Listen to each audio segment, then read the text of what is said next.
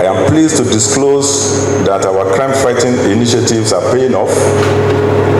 Through series of covert and overt operations targeted at smashing criminal gangs terrorizing our communities all over the country, we have successfully dismantled several notorious criminal syndicates involved in organized crime such as armed banditry, insurgency, armed robbery, kidnapping, gun running, cattle rustling, and so on, leading to the arrest of 986 armed robbery suspects, 377 kidnapped suspects, including bandits, 848 suspects of homicide, 297 suspects for possession of prohibited firearms, 517 suspects of rape, defilement, and other sexual offenses, 874 suspected cultists, and 5,281 suspects for various other offenses.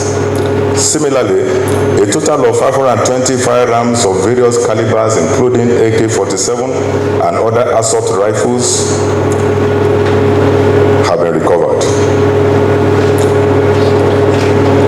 4,043 assorted ammunitions and 264 stolen vehicles were also recovered nationwide, while a total of 363 kidnapped victims were rescued unhurt and reunited with their families and loved ones. Notwithstanding the aforementioned achievements, there are still prevailing and projected threats across the country. We have carried out several anti-banditry operations in the northwest, northeast, and north central regions. If you listen to my speech, I already directed that CP commands and AIGs who are in charge of those states,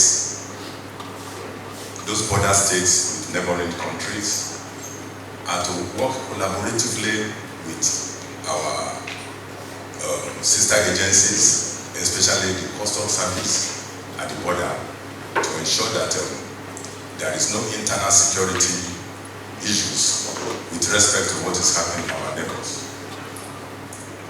We will continue to monitor the situations at those places and ensure that we deploy adequately